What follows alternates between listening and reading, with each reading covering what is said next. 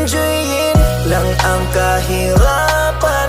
Huwag kang panghinaan, darating at darating din tayo sa ating inaasam. Tuloy lang, Panginoon ay di tayo iiwanan. Magtiwala ka lang, di ka niya iiwanan. Basta magtiwala ka lang, di ka niya iiwanan.